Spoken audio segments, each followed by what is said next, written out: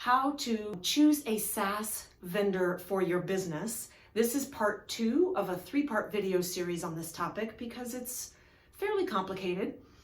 If you haven't seen part 1, I highly recommend that because I talk about the 4 principles that every business should adopt as they prepare to have good cybersecurity practices. And those principles will help you have your data privacy protocols in place before you start looking for SaaS vendors.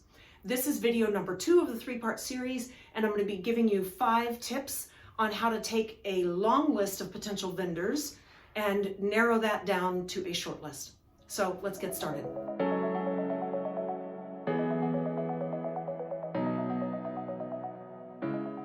First of all, any vendor that does not have a publicly available and easily found document that explains their data privacy and cybersecurity practices should be off your list right from the get-go.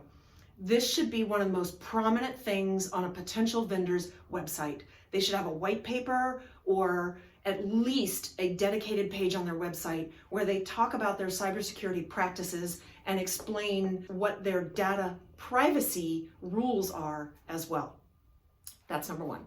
Number 2, any vendor that is compliant with some third-party standards and certifications should probably go to your short list. These are certifications such as SOC 2 or ISO IEC compliance. These are standards that have been set by third parties that have rigorous protocols around cybersecurity. So if you have a vendor that has SOC 2 compliance or they're ISO IEC compliant, they're probably bragging about it because that's not easy, and they should be bragging about it. So that should go, that vendor should go at the top of your short list. Number 3, do a search online for every vendor and use some keywords around data privacy incidents or cybersecurity breaches. It's just good to kind of check the news reports, and if there's been any reported incident in the last couple of years with that company, hopefully it will show up. Number 4, trust your intuition. If you're using a platform as a trial, before you fully commit to it, step back and think about how intrusive the platform has been in the way it is collecting your own data. If that platform feels a little too intrusive, then they're probably collecting more data than they actually need for their legitimate purpose. And you might want to rethink using that vendor. Number 5, does the vendor have data privacy and security professionals on staff? Do they have engineers on their software engineering team with specialties in data privacy and cybersecurity?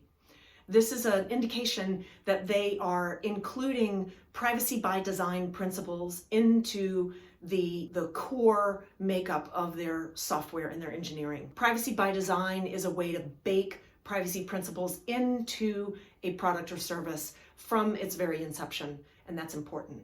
These are 5 tips that you can use to narrow the field and shorten that list of potential vendors. I hope it's been helpful. We're now going to roll into video 3, where you can take that short list and I'm going to give you 3 tips on how to do a deeper due diligence on each of them. If this has been a helpful video, please share it. Be sure to subscribe to my videos. We're going to put out about 1 every week on various business topics, including data privacy and security.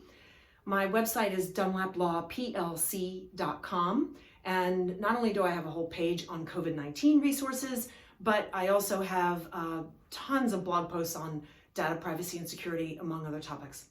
So I hope it's been helpful. This is Trisha Dunlap in Richmond, Virginia.